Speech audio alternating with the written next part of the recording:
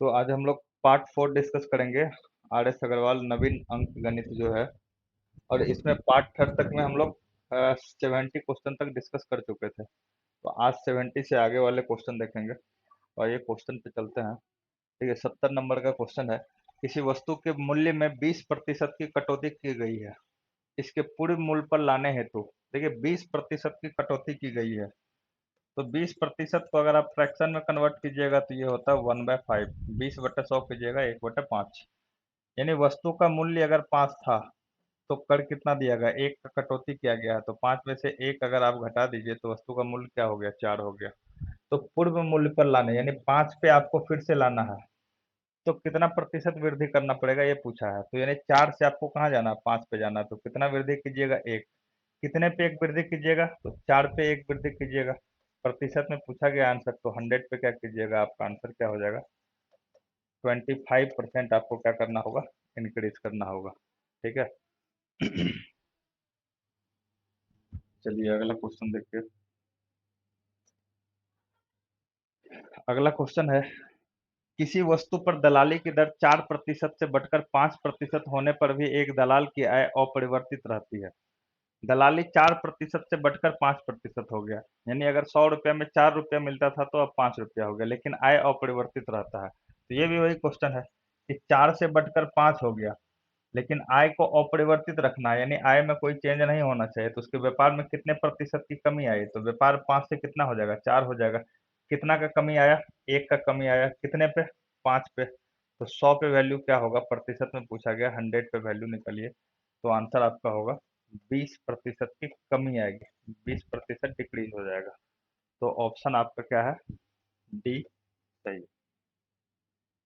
अगला क्वेश्चन देखिए। अगला क्वेश्चन है 72 नंबर का, कि पटसन के भाव में 20% की कमी आने पर इसका भाव 800 रुपये प्रति क्विंटल हो गया, तो इसका प्रारंभिक भाव प्रति क्विंटल कितना था। देखिए 20% की कमी आई है, तो 20% की कमी आई है मतलब 20% को भिन्न में तोड़िएगा, 1/5 आया, यानी 5 में कमी कितना का आया, एक का आया। तो उसका अगर प्रारंभिक मूल्य 5 था तो नया मूल्य कितना हो गया, एक कम हो गया यहाँ से, तो कितना हो गया, 4 हो गया। और आपका बोला जा रहा है कि इसका भाव 800 रुपये प्रति क्विंटल हो गया।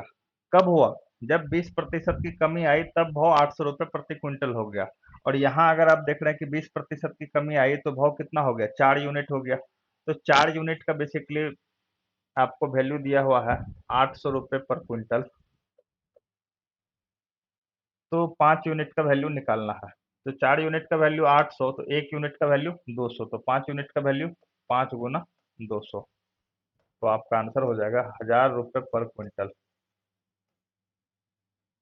जो भी।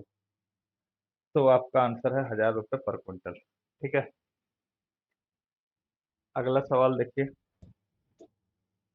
अगला सवाल है कि खाद्य तेलों में 25% की वृद्धि होने पर एक गृहिणी को अपने तेल की खपत कितने प्रतिशत कम करनी चाहिए कि इस मद में खर्च ना बढ़े। देखिए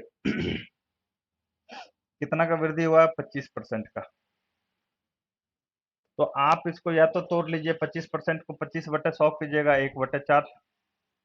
यानी तेल, खाद्य तेलों में 25% की वृद्धि होने पर मूल्य कहाँ, मूल्य जो है वो 25% बढ़ गया, यानी मूल्य जो है वो 4 से कितना हो गया, 5 हो गया। तो खपत क्या हो जाएगा, खपत आपको पता होना चाहिए, खपत 5 से 4 हो जाएगा। ये उल्टा हो जाता है, ये जो रेशियो होता है ना, जो मूल्य का होता है उसका उल्टा खपत का होता है। अगर आपको क्या करना है, अगर आपको अपना खर्चा सेम रखना है तो जो आपके कीमत का रेशियो होगा उसका उल्टा आपका खपत का रेशियो होगा। कब, जब आपको खर्चा को सेम रखना है, खर्चा आपको बढ़ने नहीं देना है, तो जो आपके मूल्य का रेशियो होगा उसका उल्टा हो जाता है खपत का रेशियो। तो खपत का रेशियो आपको क्या, कितने प्रतिशत की कमी करनी पड़ेगी, खपत में कितने प्रतिशत की कमी। खपत ये क्या है, ये पहले का है और ये बाद का है। तो पहले खपत आप कितना कर रहे थे, 5, अब कितना कर रहे हैं, 4, कितना का कमी किए, तो एक का कमी किए, कितने पे एक का कमी किए, 5 पे। तो 100 पे वैल्यू क्या होगा, क्योंकि प्रतिशत में पूछा जा रहा है इसीलिए 100 पे वैल्यू निकालेंगे, तो आंसर आपका हो जाएगा 20%। 20% आपको क्या करना पड़ेगा, कम करना पड़ेगा ताकि आपका खर्च ना बढ़े। अगला सवाल देखिए। अगला सवाल है, किसी वस्तु पर कर में 20% की वृद्धि होने पर इसकी खपत में 20% की कमी कर दी गई। कर में 20% की वृद्धि हो गई है, ठीक है, तो खपत में कितने की कमी कर दी गई है? 20% की कमी कर दी गई, तो इस वस्तु पर कुल कर में प्राप्ति क्या होगा? तो देखिए, इसको तो आप डायरेक्ट सक्सेसिव से भी बना सकते हैं कि 20% की वृद्धि हो गई और 20% की कमी हो रही है, तो डायरेक्ट आप सक्सेसिव से जाइएगा, तो -20 गुना 20/100। माइनस यहाँ क्यों किए? क्योंकि एक बार वृद्धि हो रहा है और उसके बाद खपत में कमी हो गया, कमी के लिए माइनस का यूज करेंगे। तो यहाँ से चला गया, ये कितना हो गया? 20 - 24 यानी -4। -4 का मतलब ये हुआ कि 4% की कमी, 4% की कमी हुई। आपका ऑप्शन सी, ठीक है। 75 नंबर में है क्वेश्चन कि एक दुकानदार 45 रुपए में एक कॉपी बेचता है तथा 4% का लाभ कमाता है। वह एक पेंसिल बॉक्स 80 रुपए में बेचता है तथा इस पर 20% का लाभ कमाता है। यदि वह प्रतिदिन 10 कॉपी तथा 6 पेंसिल बॉक्स बेचे तो 2 सप्ताह में वह कितना धन कमाएगा? ठीक है, तो आप यहाँ देखिए कि 2 सप्ताह में होता कितना दिन है? एक सप्ताह में 7 दिन होता है, तो 2 सप्ताह में कितना दिन हो गया? 14 दिन हो गया। तो 14 दिन में आपसे पूछा जा रहा है कि कितना वो कमाएगा। अब देखिए कि एक दुकानदार 45 रुपये में कॉपी बेचता है, 4% का लाभ कमाता है। तो जो कॉपी है वो 45 रुपये में बेचकर कितना कर रहा है? 4% का लाभ कमाता है। और पेंसिल 80 रुपये में बेचकर 20% का लाभ कमाता है। तो 45 रुपये में बेचा है और 4% का लाभ कमा रहा है, तो 4/100 कीजिएगा तो ये कितना आ जाएगा? ये 25 गया और ये हो जाएगा 45/25 यानी 9/5। तो 9/5 रुपये का वो क्या किया? लाभ कमाया, ठीक है। 9/5 रुपये का लाभ कमाया है और वह एक पेंसिल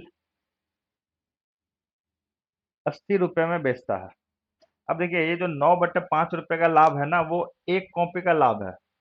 वो बोल रहा है कि यदि प्रतिदिन 10 कॉपी बेचे, तो प्रतिदिन अगर 10 कॉपी बेचेगा, एक कॉपी पे 9/5 का लाभ हो रहा है, और प्रतिदिन अगर 10 कॉपी वो बेचे तो कितने का लाभ होगा?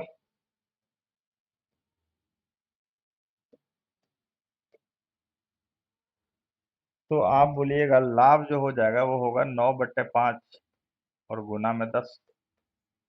यहाँ से काटिएगा, ये कितना हो जाएगा? 18 रुपये का लाभ होगा। 18 रुपये का लाभ कब होगा? जब वो 10 कॉपी बेचेगा। और पेंसिल के लिए क्या है कि 80 रुपये में बेचता है 20% का, तो पेंसिल जो है, एक पेंसिल पे कितना का लाभ लिया?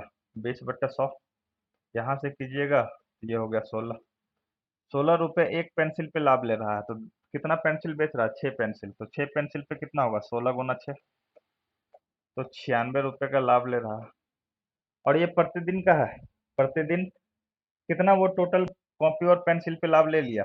कॉपी और पेंसिल पे प्रतिदिन लाभ ले लिया। कॉपी पे लिया 18 का और पेंसिल पे लिया 96 का, तो इसको जोड़िएगा तो ये हो जाएगा 4। 9 1 10 1 11, 114 रुपये का उसको लाभ हो रहा है। कितने दिन में? एक दिन में 114 रुपये का लाभ हो रहा है। तो आपसे पूछा गया 2 सप्ताह, 2 सप्ताह मतलब 14 दिन, तो एक दिन में 114 रुपये का लाभ हो रहा है, तो 14 दिन में कितना होगा? तो सीधा बात है, 114 × 14 कर दीजिए, तो ये आपका आंसर आ जाएगा। 114 × 14 अगर कीजिएगा तो 114, इसमें आंसर आएगा 1596, ऑप्शन नंबर डी, ठीक है। 2 सप्ताह में उसको कितने का लाभ होगा? 1596 रुपये का लाभ होगा। चलिए अगला क्वेश्चन देखिए। 76 नंबर का क्वेश्चन है कि अमन का खर्च विमल के खर्च से 30% अधिक है तथा विमल का खर्च रमन के खर्च से 10% कम है। यदि तीनों के खर्च का योग 6,447 रुपये है, तो आपसे पूछा गया है कि अमन का खर्च कितना होगा। देखिए, अमन का खर्च विमल के खर्च से अमन जो है वो विमल के खर्च से 30% अधिक है। 30% को अगर फ्रैक्शन में आप तोड़िएगा तो क्या लिखिएगा, 3/10। 30/100 कीजिएगा तो 3/10। अमन का खर्च विमल के खर्च से 30% अधिक है। तो यदि विमल का खर्च 10 है तो अमन उसमें कितना अधिक है, 3 अधिक है, तो अमन का कितना होगा, 13। तो अमन और विमल के खर्च का अगर रेशियो आप निकालिएगा तो क्या आ जाएगा, 13:10। उसके बाद है विमल का खर्च रमन के खर्च से 10% कम है। विमल का जो खर्च है ना वो रमन के खर्च से 10% कम है। 10% को तोड़िएगा आप अगर, तो 1/10 आएगा। 10/100 कीजिएगा, 1/10। तो अगर रमन का खर्च 10 है ना, तो विमल का खर्च उससे एक कम है, तो ये कितना हो जाएगा, 9। अब आप यहाँ देखिए कि यहाँ विमल का खर्च कितना है, 9 यूनिट, और यहाँ विमल का खर्च कितना है, 10 यूनिट। तो विमल तो वही विमल यहाँ भी है और यहाँ भी है, तो खर्च भी तो दोनों का समान ही रहना चाहिए ना, लेकिन खर्च अलग अलग है, तो इसको समान करेंगे। तो यहाँ आप 9 से गुना कीजिए और यहाँ 10 से, यहाँ 10 से गुना तो यहाँ भी 10 से, क्योंकि रेशियो में है, और यहाँ भी 9 से गुना होगा। तो फाइनली विमल का जो क्या हो जाएगा, 90 हो जाएगा, रमन का 100 हो जाएगा, और अमन का कितना हो जाएगा, 13 × 9 होता है 117। ठीक है, और यहाँ भी 90 हो जाएगा। अब देखिए विमल दोनों जगह सेम है, तो फाइनली अमन, विमल और रमन का जो खर्च का रेशियो है वो कितना है, 117:90:100। अब आपसे बोला गया है कि यदि तीनों का खर्च का योग 6447 है, और यहाँ तीनों के खर्च का योग कितना है, 170, 17 प्लस ना, यहाँ 190 हो गया, और 190 प्लस 117 कितना हो जाएगा, 190 प्लस 117 आपका हो जाएगा 7, 10, 3, 307। यानी यहाँ तीनों के खर्च का योग कितना है, 307 यूनिट। और क्वेश्चन में इसका वैल्यू कितना दिया हुआ है, इसका वैल्यू दिया हुआ है 6447 रुपये। ठीक है, तो आपसे अमन का खर्च पूछा जा रहा है। अमन का खर्च कितना है, 117 यूनिट। तो आपसे 117 यूनिट का वैल्यू पूछा जा रहा है। तो 117 यूनिट का वैल्यू क्या होगा, 6447 डिवाइडेड बाय 307 और गुना में 117। अगर आप यहाँ से कैलकुलेट करें तो कितने बार में जाएगा, 3×2 = 6, 2 बार में जाएगा, और कितना, तो ये आपका हो जाएगा, ये आपका जाएगा दो, ये आपका 21 बार में जाएगा। और 117 × 21 जो है वो कितना हो जाएगा, ये आप कैलकुलेट करके देख लीजिए कि 117 × 21 कितना होगा। मेरे ख्याल से ये होना चाहिए आपका आंसर 2457। 117 × 21 अगर आप कैलकुलेट कीजिएगा तो 2457 ही होगा। तो आपको अमन का पूछा जा रहा है, तो अमन का यहाँ 117 यूनिट है, तो 117 यूनिट का वैल्यू निकालेंगे। अगर विमल का पूछा जाता तो 90 यूनिट का वैल्यू निकालते, और अगर रमन का पूछा जाता तो 100 यूनिट का वैल्यू निकालते। यहाँ से आप तीनों का अलग अलग निकाल सकते हैं। चलिए अगला क्वेश्चन देखिए। अगला क्वेश्चन है कि पेट्रोल के मूल्य में 10% की कमी होने के कारण, पेट्रोल के मूल्य में 10% की कमी होने पर एक उपभोक्ता को पेट्रोल की खपत में कितनी प्रतिशत की वृद्धि करनी होगी जिससे उसका पेट्रोल पर खर्च ना घटे। ठीक है, तो ये तो सेम सवाल है। 10% की कमी हो गई, 10% की कमी हो गई, यानी 100 से कहाँ आ गया, 90 आ गया। तो यहाँ अगर रेशियो निकालिएगा तो 10:9 ही होगा। तो कमी कितनी हो गई मूल्य में 10 से 9 आ गया, तो खपत 9 से 10 चला जाएगा। हमेशा खपत क्या होता है, अगर आपका खर्च ना घटे ना बढ़े, यानी खर्च अगर कांस्टेंट रखना है ना, तो जो मूल्य का रेशियो होगा वही उसका उल्टा खपत का रेशियो होता है। तो मूल्य का रेशियो 10 से 9 हुआ तो खपत 9 से 10 हो जाएगा। कितना बढ़ाना पड़ेगा, एक, कितने में, 9 में एक बढ़ाना पड़ेगा, तो 100 में वैल्यू क्या होगा, आंसर होगा 11.1/9%। ऑप्शन है। ठीक है, अगला क्वेश्चन देखिए। अगला क्वेश्चन है कि एक व्यक्ति की मासिक आय 13,500 रुपये थी। ये कौन सा क्वेश्चन, 77 हो गया, 78, 78 नंबर का क्वेश्चन देखिए कि एक व्यक्ति की मासिक आय 13,500 रुपये थी, उसकी मासिक व्यय 9,000 रुपये था। अगले वर्ष उसकी मासिक आय में 14% की वृद्धि तथा व्यय में 7% की वृद्धि हुई, तो उसकी बचत में कितने प्रतिशत की वृद्धि हुई। तो यहाँ से अगर आप कैलकुलेट कीजिएगा तो देखिए आय कितना है। अब बचत क्या होता है, बचत जो होता है ना, वो आप, अगर आपका जो टोटल इनकम है, जो आय है, उसमें से आप अपना खर्च को घटा दे तो वही बचत होता है। आप अपने आय में से खर्च को अगर घटा दे तो वही आपका बचत होता है, ठीक है ना। तो यहाँ आपको बोला जा रहा है कि 13,500 रुपये आपका आय था। आय कितना है, 13,500, और मासिक व्यय मतलब खर्च, खर्च कितना है, 9,000। तो आप यहाँ से देखिए कि आपको जो डाटा दिया हुआ है वो क्या क्या दिया हुआ है।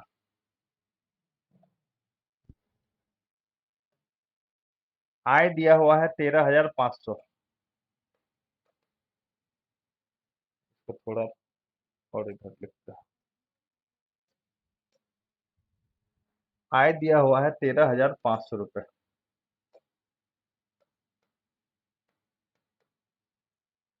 और आपका खर्च दिया हुआ है 9,000।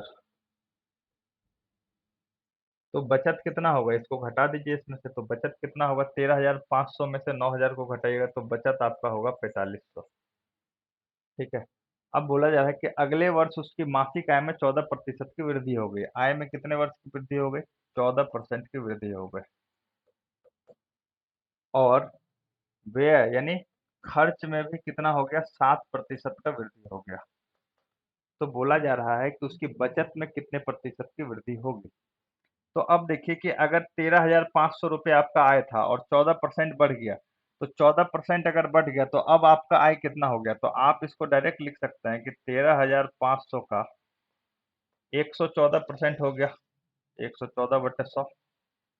अब यहाँ से डबल जीरो कैंसिल, और 135 गुना 114 कीजिएगा तो ये आएगा आपका 135 गुना 114 अगर आप कीजिएगा तो ये आपका आ जाएगा, कितना आ जाएगा, करके देख लेते हैं यार।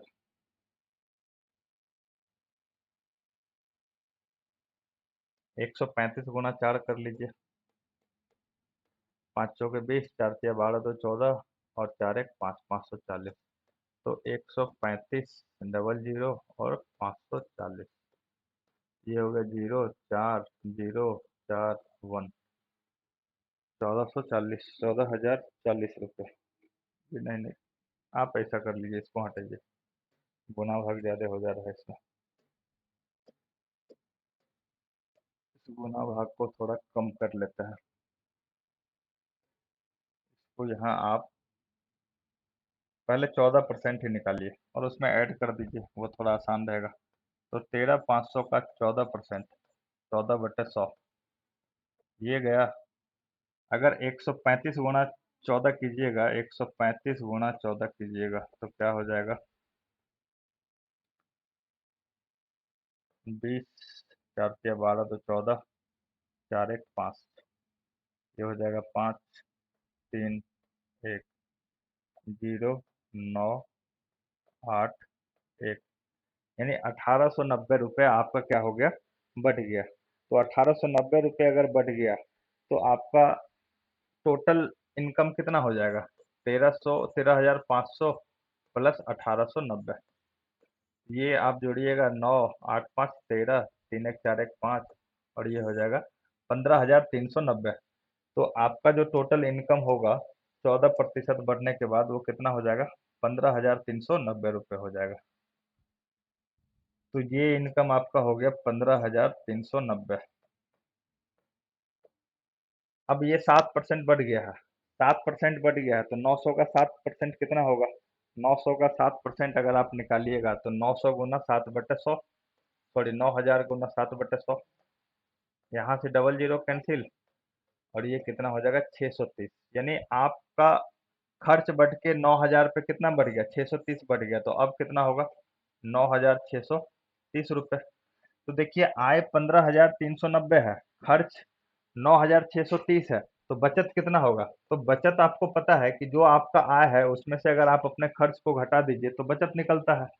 तो 15,390 में, 15,390 में अगर आप 9,630 को घटा दें तो जो बचेगा वो बचत होगा। तो ये जीरो आ गया, ये 6 आ गया, ये 7 आ गया, ये 5 आ गया, तो कितना हो गया 5760। तो बचत आपका कितना हो गया फाइनली, 5760 का बचत हो रहा है। तो अब आप यहाँ एक चीज गौर कीजिए कि पहले आपको बचत कितने का हो रहा था 4500 का, अब कितना हो रहा है 5760, कितना इंक्रीज हो गया। तो आप बोलिएगा 57 में से 4500 को घटा देते हैं, तो 0, 6, 2, 1, 1260 रुपये आपका बचत इंक्रीज हो गया, 1260 रुपये का बचत बढ़ गया। तो 1260 रुपये का अगर बचत बढ़ गया तो आपको पूछा जा रहा है कि उसकी बचत में कितने प्रतिशत की वृद्धि होगी, आपको परसेंटेज में वैल्यू पूछा जा रहा है। तो प्रतिशत में निकालने के लिए आप देखिए कि 1260 रुपये का बचत बढ़ा है, कितने पे 1260 रुपये का बचत बढ़ गया, तो 4500 पे 1260 बढ़ गया है। तो बेस वैल्यू क्या लेंगे हम लोग, नीचे में क्या लिखेंगे, 4500 पे बढ़ा है, अगर परसेंट में पूछा जा रहा है तो 100 से भाग कर दीजिए, यहाँ से डबल जीरो चला गया। और अगर काटिएगा 3 से तो ये चला जाएगा 15 बार में, और ये चला जाएगा 4, 2, 0। तो 15 दूना 30 होता है, ये कट जाएगा, 15 दूना 30 बचा 12, 15 अठे 120। तो आपको आंसर क्या आ गया 28%। यानी जो आपका बचत है वो कितने परसेंट बढ़ा, 28% बढ़ गया। Option C. चलिए अगला क्वेश्चन देखते हैं। अगला क्वेश्चन है, किसी बाल्टी में 66.2/3% भरी होने के तुलना में 80% भरी होने पर 2 लीटर अधिक पानी आता है, तो बाल्टी की धारिता ज्ञात करें। किसी बाल्टी में 66.2/3% भरी होने की तुलना में 80% भरी होने पर 2 लीटर एक्स्ट्रा पानी आता है, तो बाल्टी बाल्टी की धारिता ज्ञात करें। देखिए बाल्टी भरा हुआ 66.2/3%, लेकिन आपको बोला जा रहा है कि 66.2/3% भरी होने की तुलना में 80% भरी होने पर 2 लीटर पानी अधिक आता है। तो ये बेसिकली आपको यही दिया गया है कि 80% और 66.2/3% का जो है अंतर कितना दिया हुआ है, 2 लीटर दिया हुआ है। ठीक है, बेसिकली आपको ये क्या दिया हुआ है कि 80% और 66.2/3% का जो अंतर है वो कितना दिया हुआ, 2 दिया हुआ। कैसे, मान लीजिए कि आप बोलिए कि कोई बाल्टी में अगर आप 10% पानी भरते हैं ना, तो उसमें कितना पानी आता है, मान लीजिए कि 4 लीटर पानी आता है। और उस बाल्टी को अगर आप 30% भरते हैं तो पानी कितना आता है, मान लेते हैं कि 12 लीटर पानी आता है।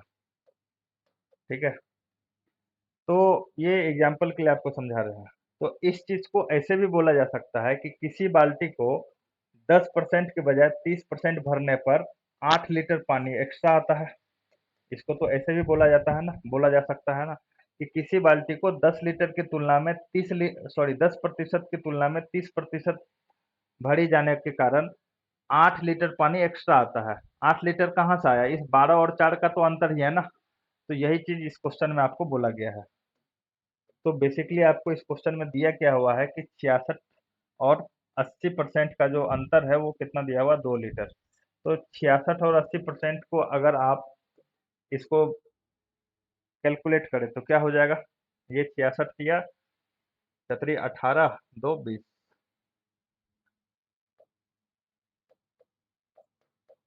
यानी 200/300 हो जाएगा, होगा कि नहीं। या 200/3 आप सीधा बोल सकते हैं प्रतिशत में, 200/3%।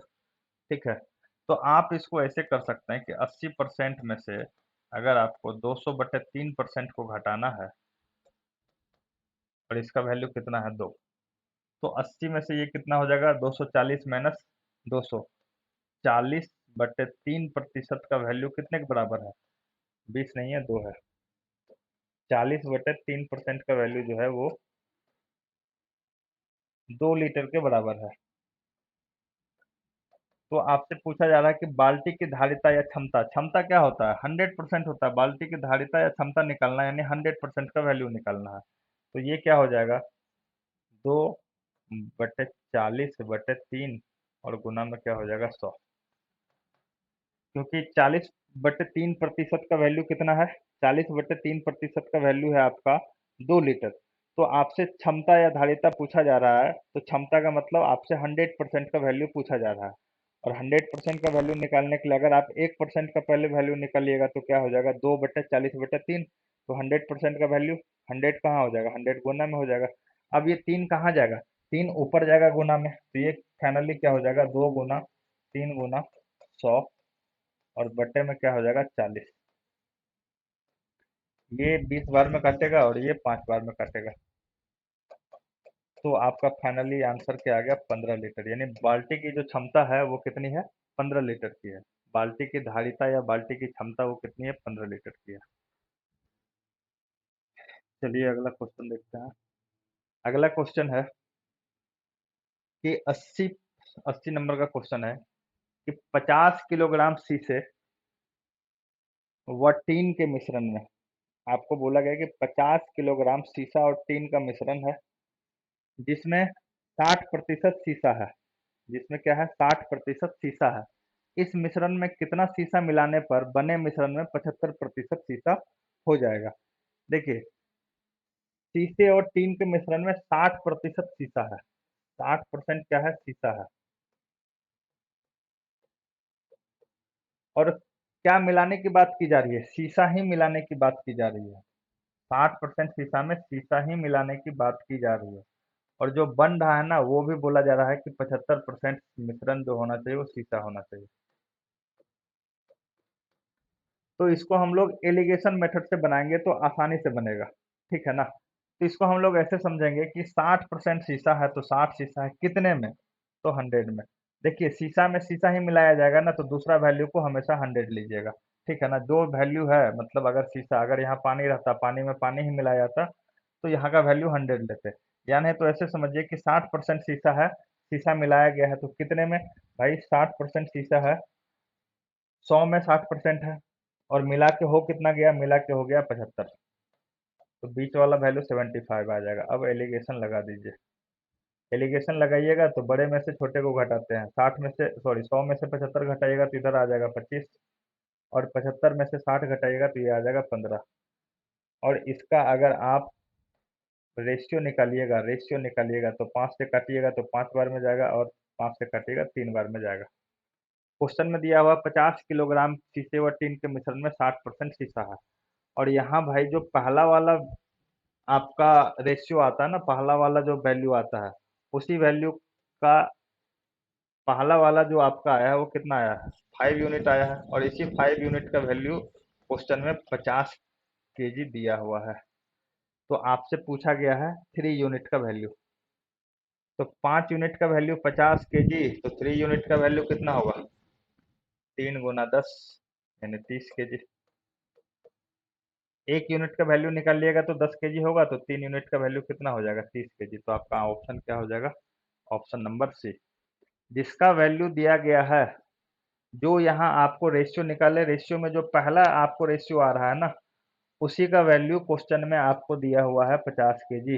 ये हमेशा याद रखिएगा कि जो पहला रेशियो होता है उसी का वैल्यू दिया रहता है। तो 5 यूनिट का वैल्यू 50 केजी, तो 3 यूनिट का वैल्यू 30 केजी, आपका ऑप्शन सी। चलिए अगला क्वेश्चन देखिए। अगला क्वेश्चन भी सेम है। अगला क्वेश्चन आपका है कि यदि 7% लवण वाले 12 लीटर घोल को उबालकर 7% लवण वाले 12 लीटर के घोल को उबालकर 4 लीटर पानी को वाष्पित कर दिया जाए, 4 लीटर पानी को वाष्पित कर दिया जाए, तो शेष बचे घोल में लवण का प्रतिशत कितना है। तो इसमें आपको क्या पूछा गया, लवण का प्रतिशत पूछा गया है। पहले कितना, 7% लवण है, कितना लीटर घोल है, 12 लीटर घोल है। तो आप निकालिए कि लवण मेरा कितना है।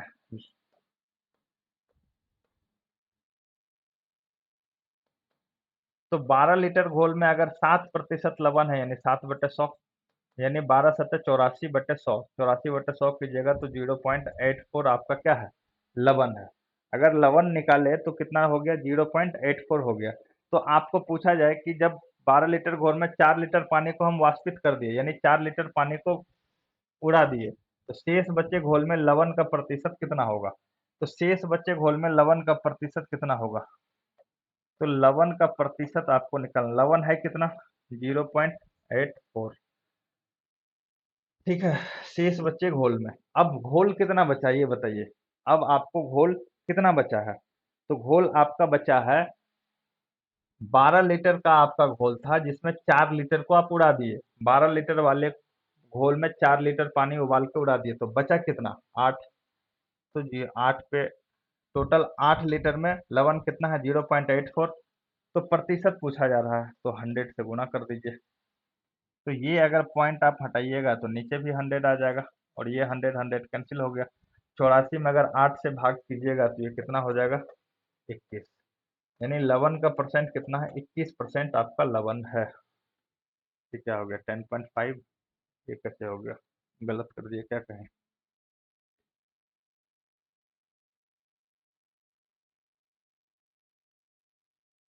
अच्छा, ये हम काटे गलत है यार। ये देख लीजिए आप। ये कितना आपका हो गया फाइनली? 21। 84/8 है ना? 84/8 है। तो इसको अगर आप 4 से काट दे तो ये ऊपर में 21 आ जाएगा, और नीचे में क्या आ जाएगा? 2। 21 बटे हो जाएगा 10.5। यानी 10.5% आपका क्या है? लवण है। ऑप्शन है। ठीक है। पहले हम क्या निकाल लिए? लवण कितना है, कितने? तो 12 लीटर का घोल में 7% लवण था, तो लवण कितना आ गया? 0.84 आ गया। अब लवण का परसेंट निकालना है, लवण परसेंटेज निकालना है। तो कितना लवण है हमारे पास? 0.84। अब घोल कितना बचा है? 12 में से तो 4 लीटर पानी वाष्पित हो गया, तो बचा कितना? 8। तो 8 में कितना है? 0.84। तो 100 में क्या होगा? वैल्यू 10.5% आपका आंसर होगा। चलिए अगला क्वेश्चन देखिए। अगला क्वेश्चन भी सेम है कि 50% अम्लीय 9 लीटर द्रव में कितना पानी मिलाया जाए कि अम्लीय सांद्रता 30% रह जाए। देखिए 50% क्या है? अम्ल है। 50% अम्ल है, और उसमें आपको क्या बोला जा रहा है कि कितना पानी मिलाया जाए। मिलाने क्या बोल रहा है? पानी। तो अम्ल कितना रह जाए? 30% अम्ल रह जाए, यही आपसे बोला गया है।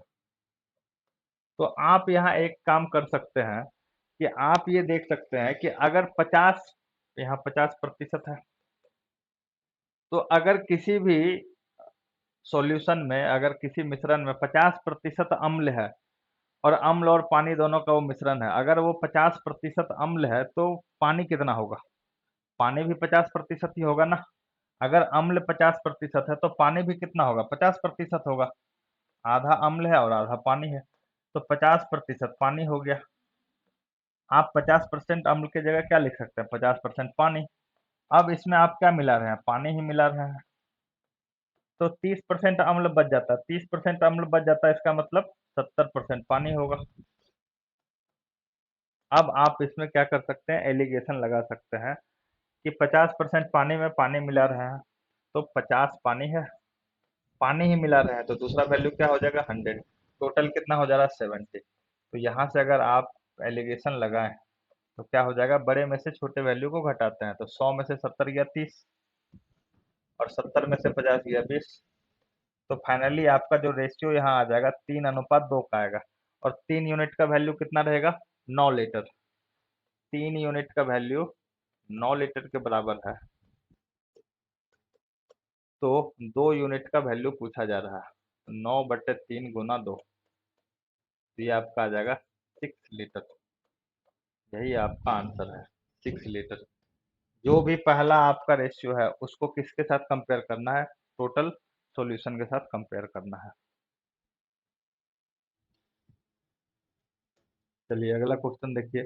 300 ग्राम चीनी के घोल में 300 ग्राम चीनी के घोल में 40% चीनी है।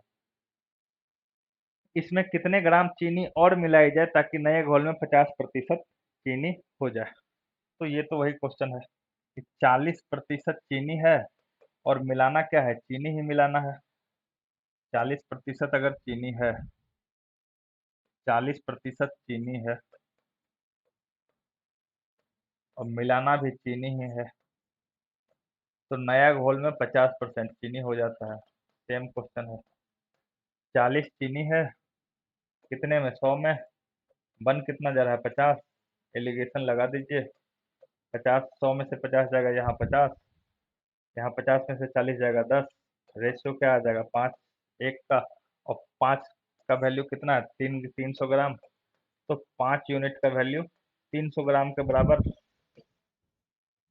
तो 1 यूनिट का वैल्यू पूछा जा रहा है, 1 यूनिट का वैल्यू 300/5 यानी 60 ग्राम।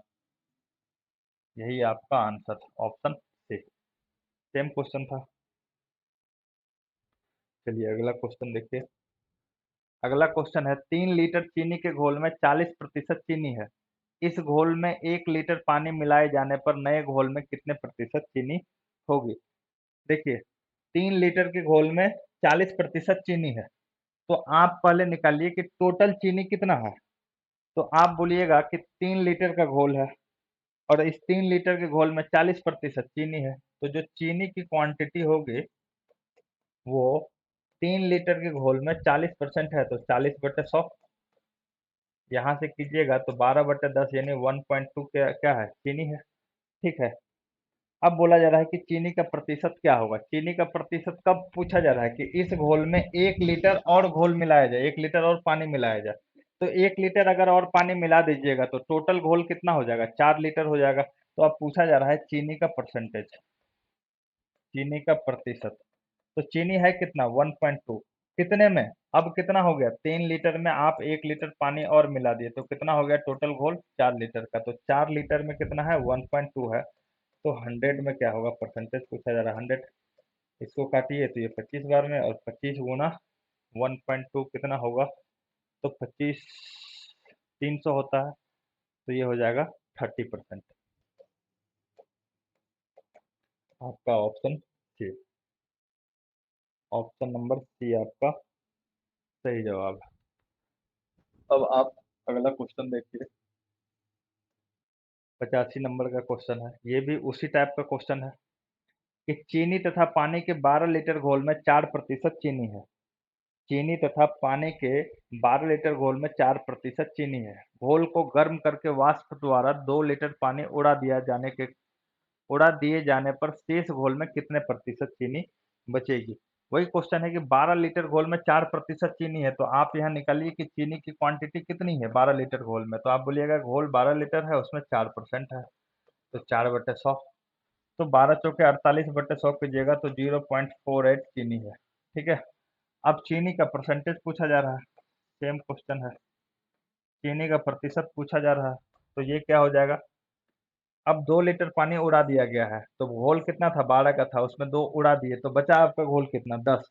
तो टोटल 10 लीटर में पानी चीनी कितना है 0.48। 0.48 चीनी है कितने में 10 में। तो 100 में वैल्यू क्या होगा यही आपसे पूछा जा रहा है। तो इसको कीजिएगा तो ये कितना हो जाएगा सीधा 48 हो जाएगा और इधर 10 यानी 4.8% आपका क्या है चीनी। ऑप्शन सी ये आपका ऑप्शन नंबर सी। चलिए अगला क्वेश्चन 86 नंबर क्वेश्चन को देखिए। 86 नंबर क्वेश्चन में क्या बोला गया है कि 40% अल्कोहल के 5 लीटर विलियन में 1 लीटर पानी डालने पर नए विलियन में अल्कोहल की मात्रा क्या होगी। ये भी सेम क्वेश्चन है। 40% अल्कोहल है 5 लीटर तो अल्कोहल आप निकाल लीजिए। अल्कोहल निकालिए कि 5 लीटर है आपका विलियन और उसमें 40% है यानी 40/100। तो अल्कोहल की मात्रा कितनी होगी 40×5 200, 200/100 2 होगा। ठीक है। तो अल्कोहल का परसेंटेज पूछा जा रहा है। अल्कोहल का परसेंटेज तो अल्कोहल है कितना 2 कितने में। तो देखिए 5 लीटर था उसमें 1 लीटर पानी डालने पर नए विलियन। तो 5 में आप डाल कितना दिए 1 लीटर तो नया विलियन कितना हो गया 6 हो गया। तो 6 में कितना पानी है 2, सॉरी 6 में 2 अल्कोहल है तो 100 पे उसका वैल्यू क्या होगा। तो आप कीजिएगा ये 3 बार में जाएगा तो आपका आंसर हो जाएगा 33/1/3%। Option number D. ठीक है। चलिए अगला क्वेश्चन देखिए।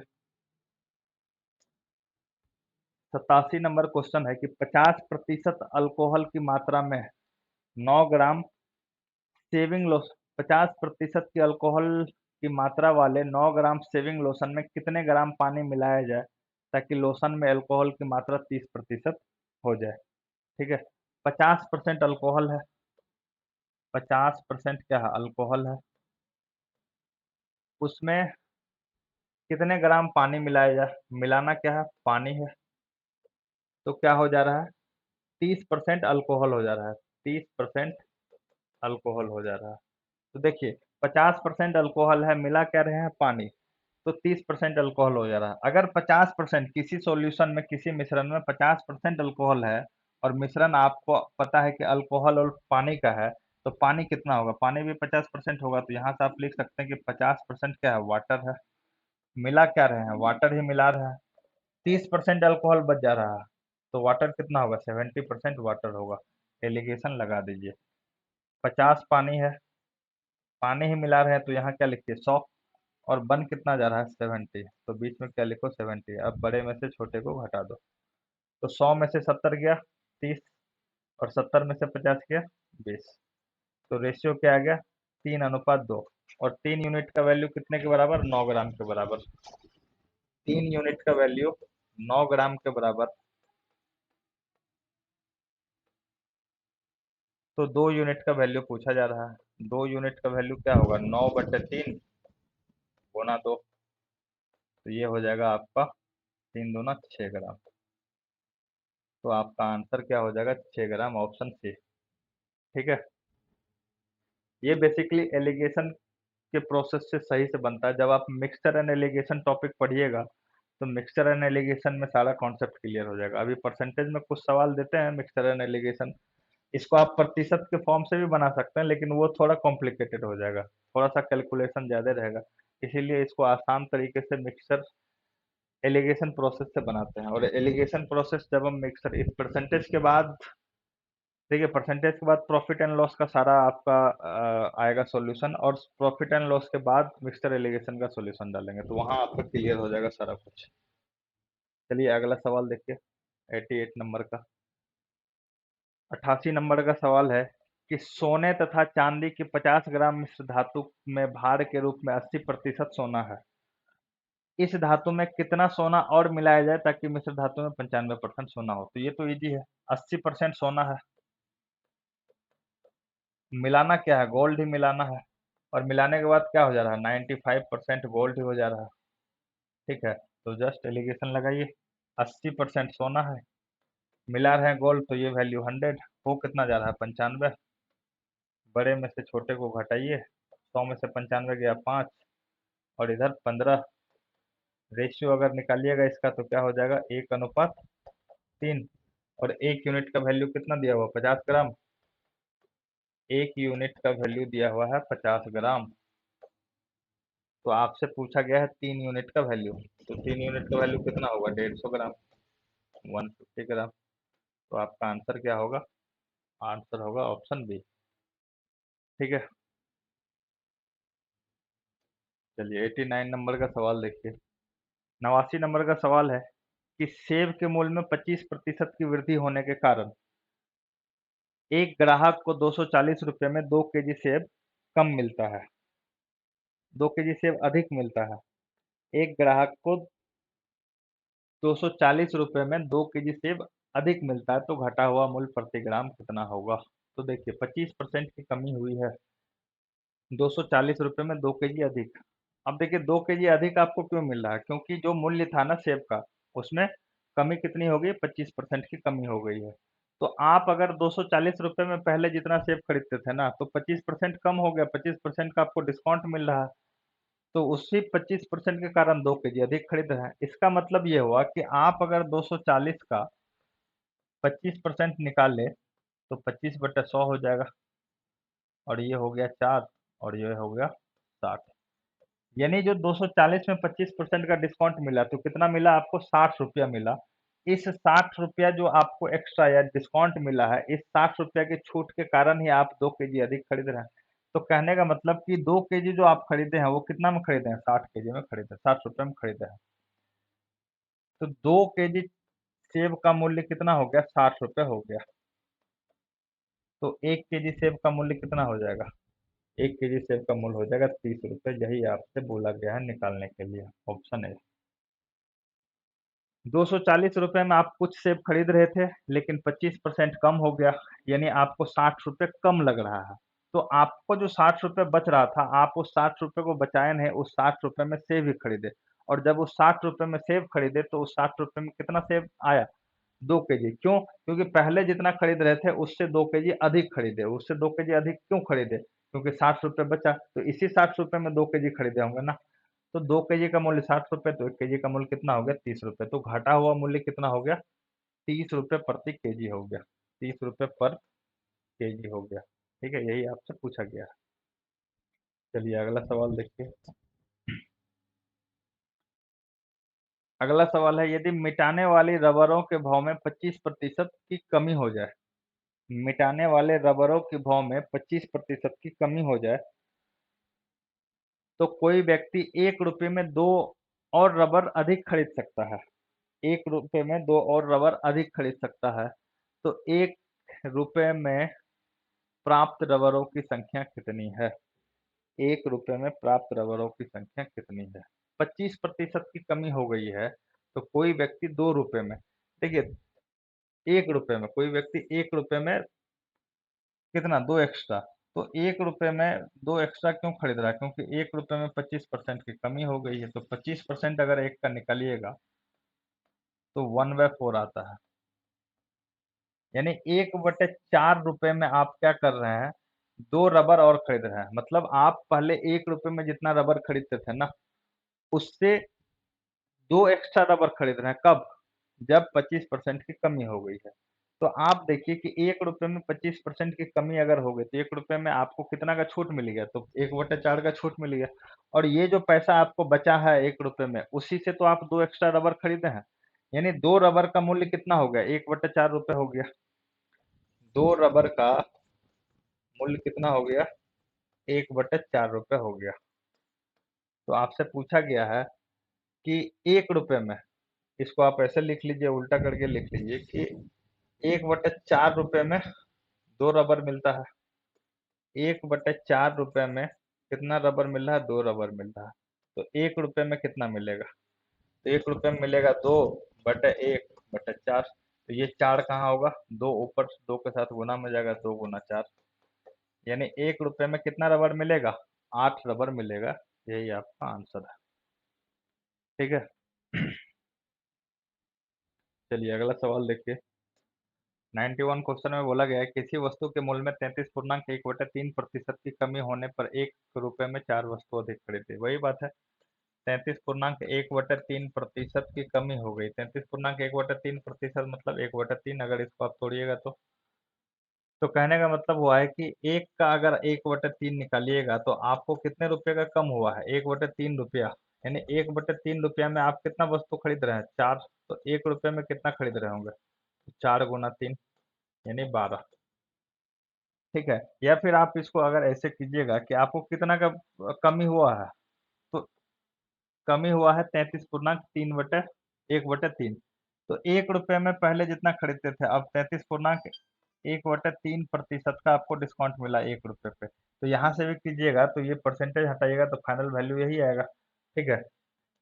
तो आपको ₹1 में कितना वस्तु मिल रहा है? 12 वस्तु मिल रहा है। ये कब का वैल्यू है? ये अब का वैल्यू, बस ये अभी मिल रहा है, अब मिल रहा है। कब? जब कीमत घट गया है। तो आपसे पूछा गया है कि घटने से पहले वस्तु का मूल्य कितना था?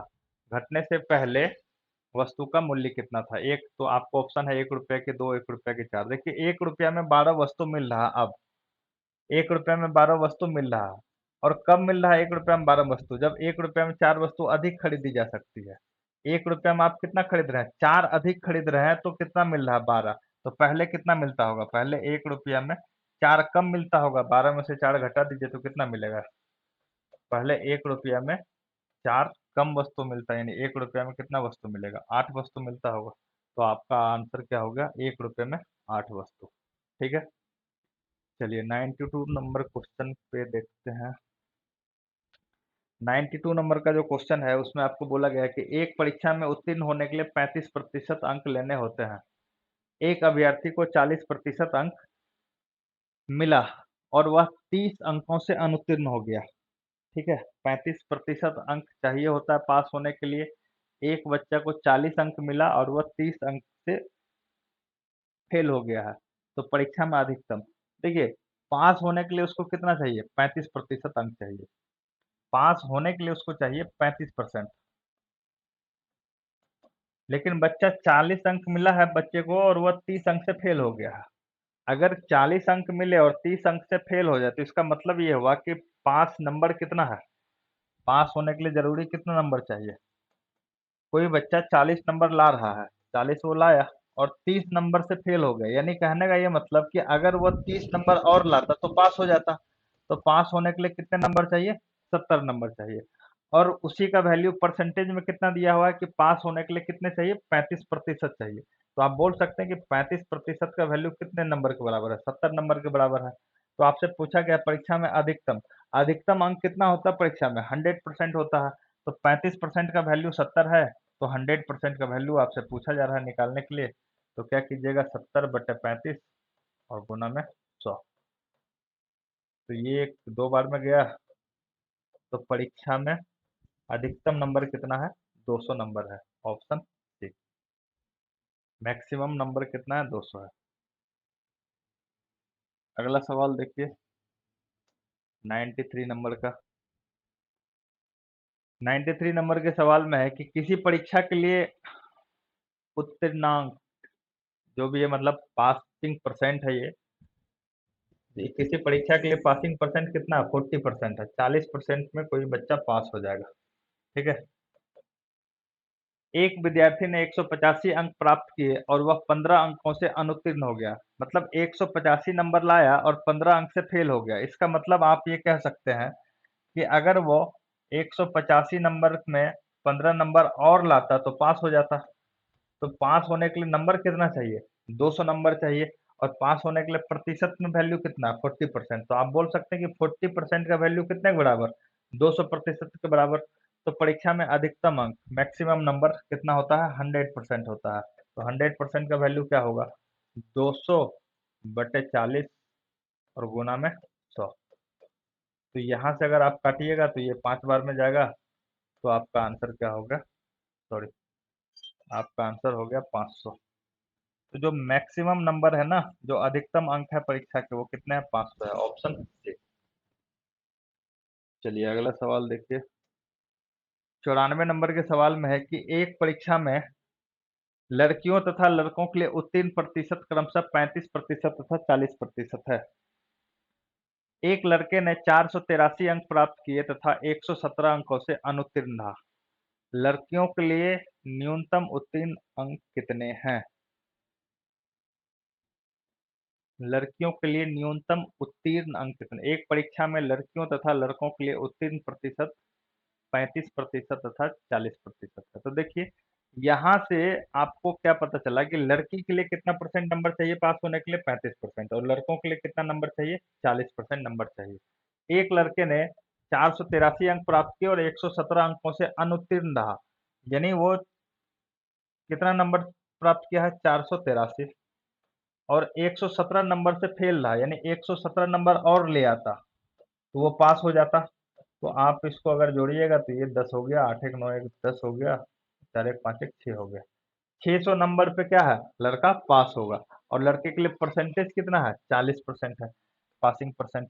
तो आप बोल सकते हैं कि 40% की जो वैल्यू है वो कितने के बराबर है, 600 नंबर के बराबर है। तो 100% की वैल्यू क्या होगी, मैक्सिमम नंबर कितना होगा उस परीक्षा में, तो आप बोलिएगा 600/40 और गुना में 100। एक जीरो गया और ये क्या गया 15 बार में। तो टोटल जो एग्जाम हुआ है वो कितने नंबर का हुआ है, 1500 नंबर का एग्जाम हुआ है। अब 1500 नंबर के एग्जाम में किसी लड़की को पास करने के लिए कितना नंबर लाना होगा, 35% नंबर लाना होगा। तो लड़कियों के लिए न्यूनतम उत्तीर्ण अंक कितने हैं, पासिंग नंबर पूछा जा रहा है लड़कियों के लिए, गर्ल्स के लिए। तो 1500 में अगर लड़की 35% नंबर ले आए तो पास हो जाएगी। तो 35/100 कर दीजिए, 35/100, 35 × 15, ये आपका हो जाएगा, 35 × 15 कीजिएगा, 25 5 तिया 15, 5 20 2 22, 3 2 5, यानी लड़की के लिए 525 नंबर लाना जरूरी है पास होने के लिए। तो न्यूनतम पासिंग नंबर जो है इनमें से कोई नहीं होगा, 525 नंबर चाहिए। कितना नंबर चाहिए? 525 नंबर लड़कियों के लिए चाहिए पास होने के लिए। ठीक है।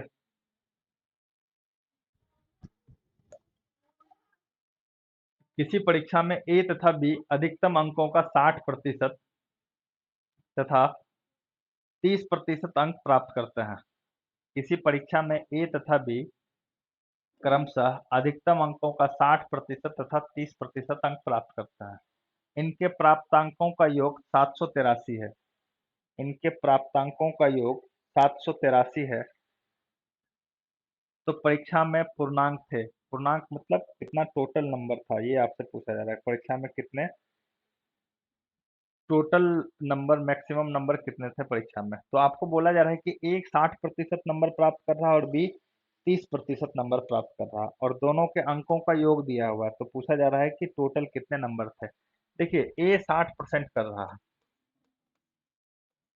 60% को आप क्या लिख सकते हैं? 60/100 यानी 3/5। और बी कितना कर रहा है? 30% कर रहा है। तो इसको आप क्या लिख सकते हैं? 30/100 यानी 3/10। तो 60% को आप ऐसा कीजिए कि 3/5 मत लिखिए, 60/100 लिखिए, यानी 6/10 ही लिखिए। तो देखिए यहाँ क्या हो गया कि टोटल कितने नंबर थे? टोटल 10 नंबर थे, उसमें से ए कितना लाया? 6। टोटल 10 नंबर थे, उसमें बी कितना लाया? 3। तो ए और बी का अगर आप रेशियो निकालिएगा तो क्या हो जाएगा? 6:3 का हो जाएगा। 6 और 3 कितना होता है भाई? टोटल यहाँ दोनों का प्राप्तांक कितना है? 9 यूनिट है। और क्वेश्चन में 9 यूनिट का वैल्यू कितना दिया हुआ है? 783। तो आपसे पूछा जा रहा है कि पूर्णांक कितने थे? पूर्णांक टोटल कितना? टोटल हम क्या माने हैं? टोटल अगर 10 है तो उसमें ए को, बी को 3 मिल रहा है। टोटल 10 है तो ए को 6 मिल रहा है। तो टोटल 10 यूनिट का वैल्यू निकालना है। तो 783/9 गुना 10, तो ये कटेगा। 9×8 = 72, 6 कट जाएगा।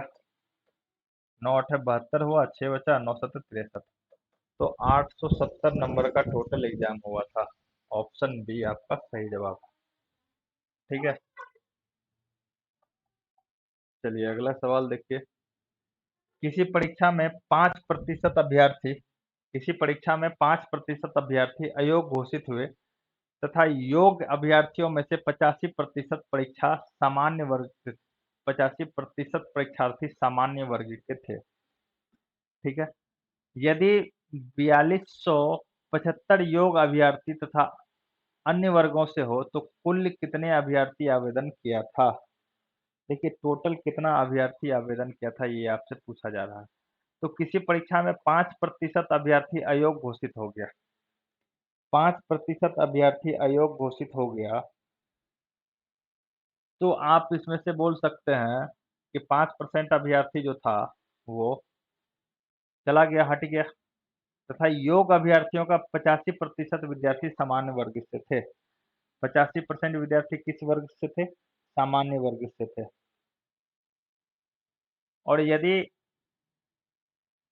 4275 योग्य अभ्यर्थी अन्य वर्गों से हो, यहाँ आपको जो डाटा दिया हुआ है 4275, ये दिया हुआ है 4275, जो डाटा दिया हुआ है 4275 किसका डाटा दिया हुआ है? योग्य अभ्यर्थी का डाटा दिया हुआ है। तो देखिए, अगर आप मान लें कि हमारा टोटल अभ्यर्थी कितना था? एक्स था। ठीक है ना? टोटल कितना था? एक्स था। तो एक्स में से 5% अभ्यर्थी तो अयोग्य घोषित हो गया। 5% का मतलब होता है 1/20, अगर इसको फ्रैक्शन में तोड़िएगा तो, यानी टोटल 20 था, उसमें से एक अयोग्य घोषित हो गया, बचा कितना? 19। कितने में? 20 में। तो कुल अभ्यर्थी का जो योग्य अभ्यर्थी है वो कितना है? 19/20 है। और योग्य अभ्यर्थी में से 85% परीक्षार्थी समान वर्ग से थे। तो योग का ये क्या है? एक्स का 19/20 योग्य अभ्यर्थी है, और योग्य अभ्यर्थी का 85% यानी 85/100 जो समान वर्ग से थे। यदि 4275 योग अभ्यर्थी, 4275 दिया हुआ है योग अभ्यर्थी का वैल्यू, तो आप इसको डायरेक्ट कर सकते हैं। यहाँ से कैलकुलेट कीजिएगा तो क्या हो जाएगा? एक्स इक्वल टू हो जाएगा 4275 गुना में 20 गुना में 100 और नीचे आ जाएगा 19 गुना में 85। अब अगर आप 5 से काटे इसको तो 5 1 5 7 35 और ये क्या हो जाएगा 20। अब अगर अगर इसको 19 से काटे तो 19 दूना 38 बचा कितना 14 147। अगर आप इसको 19 से काटे तो मेरे ख्याल से कितना हो जाएगा,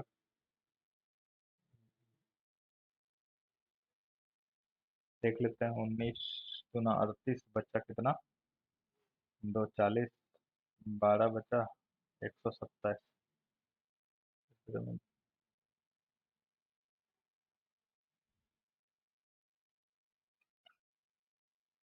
6 बार में जाएगा तो 54 और 6 5 11 और इधर कितना 135। ये 19 से नहीं 17 से काटिए, 17 से अगर काटिएगा 17 दूना 34, 6 और 2 8 87, 17 50 85, 2 35। ये कट नहीं रहा है यार, 19 से तो कटना चाहिए। 4275 एक मिनट भाग करके देख लीजिए कि कट रहा है कि नहीं, कटना चाहिए मेरे ख्याल से। ये अगर इतना 4275 ही है ना, 4275 में 4275 को अगर आप 19 से भागा करते हैं तो ये कटता है 225 बार में। ये आप कैलकुलेट करके देख लीजिएगा, 225 बार में कटता है। और 225 में अगर 17 से भाग करें, 225 में अगर 17 से भाग करें तो कटेगा क्या? 225 में अगर 17 से भाग करते हैं तो ये नहीं कटता है।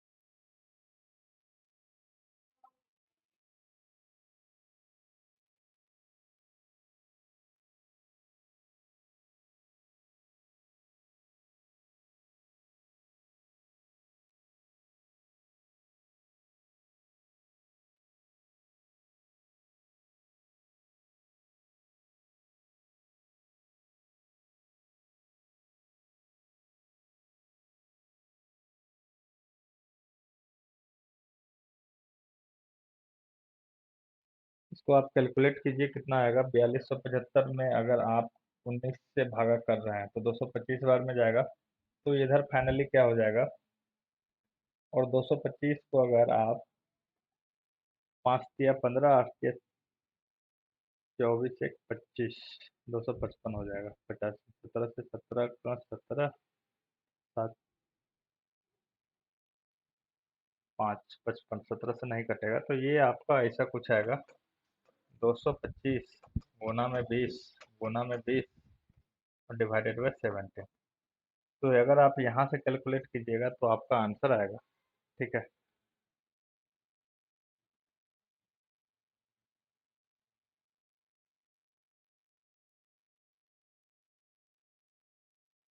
या फिर आप इसको 100 यूनिट मान के भी बना सकते हैं कि आप टोटल नंबर ऑफ स्टूडेंट को 100 यूनिट मान लीजिए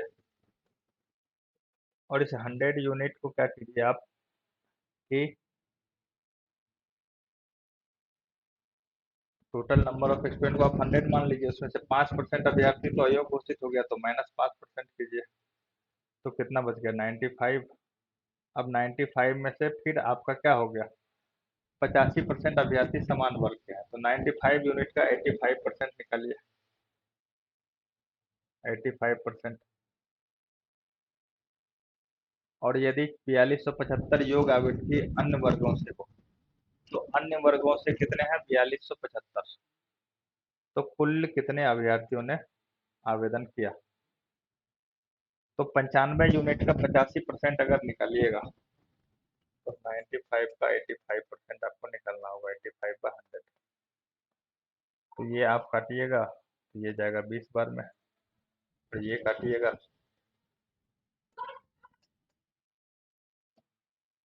ये काटिएगा तो ये जाएगा 17 बार में। तो इतना गुना इतना, ये कॉम्प्लिकेटेड थोड़ा हो जाएगा, कैलकुलेशन कीजिए।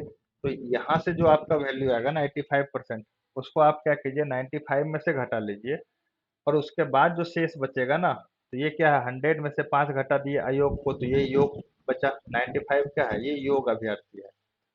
और योग अभ्यर्थी का 95%, योग अभ्यर्थी 95 यूनिट है, उसका 85% क्या है? सामान्य वर्ग से है। तो अच्छा, इसमें हम लोग थोड़ा गलत कर दिए। सामान्य वर्ग के थे, यदि 4275 योग अभ्यर्थी अन्य वर्गों से थे, यहाँ हम लोग इसमें मिस्टेक कर दिए। इसको आप देखिए, इसमें मिस्टेक हो गया है। ये जो है, यहाँ हम लोग मिस्टेक कर दिए हैं, ये एक्स मान के, इसलिए तो ये आंसर नहीं आ रहा था।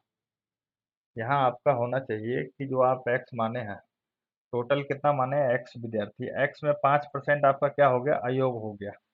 ठीक है, तो योग कितना रहा? 5%, मतलब अगर एक्स है, अगर 5% की बात करें, तो टोटल विद्यार्थी एक्स है, एक्स का 5% यानी 20 में से एक अयोग घोषित हो गया, तो बचा कितना? 19/20 योग बचा। योग में से 85% विद्यार्थी सामान्य वर्ग के थे, और क्वेश्चन में दिया हुआ है कि यदि 4275 विद्यार्थी अन्य वर्गों से हो, तो ये हमारा क्या है? ये हमारा योग। योग में 85% सामान्य वर्ग का है, तो अन्य कितना होगा? 15%। तो 15/100 होगा, इसकल टू कितना होगा? 4275। ये हम लोग 85 कर रहे थे। ये क्या होगा कि अगर ये हमारा टोटल योग विद्यार्थी है, योग में से 85% सामान्य वर्ग का है, तो अन्य वर्ग का कितना होगा? 15%। तो ये अन्य वर्ग का वैल्यू यहाँ 4275 दिया हुआ है, तो योग का 15% कितना है? 4275 के बराबर। तो यहाँ से अगर आप कीजिएगा एक्स का वैल्यू कैलकुलेट, तो क्या हो जाएगा? एक्स इक्वल टू हो जाएगा 4275 गुना में 20 गुना में 100, और डिवाइडेड नीचे में 19, और गुना में 15। तो 19 से तो ये 225 बार में जा रहा था, और 15 से 225 बार में जाएगा? बिल्कुल जाएगा। 15 गुना 15 कितना होता है? 225 होता है। तो ये चला जाएगा 15 बार में। तो 15 गुना 2, ये हो जाएगा 2000। यहाँ हो गया 2000 गुना 15, यानी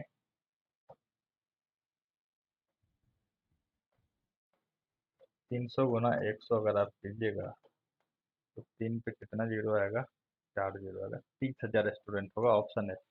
एक्चुअली हम लोग मिस्टेक यहाँ कर रहे थे कि डायरेक्ट 85 गुना कर रहे थे, लेकिन 85 यहाँ गुना नहीं होगा। क्यों? क्योंकि आपको बोला गया है कि 85% अभ्यर्थी, 85% जो परीक्षार्थी है वो समान वर्ग से है, लेकिन डाटा दिया हुआ है अन्य वर्ग का। तो अगर 85% योग विद्यार्थी का 85% सामान्य वर्ग से है, तो अन्य वर्ग से कितना है? 15% है। तो ये 15/100 का वैल्यू इतना होगा। तो आपका फाइनल आंसर कितना आ जाएगा?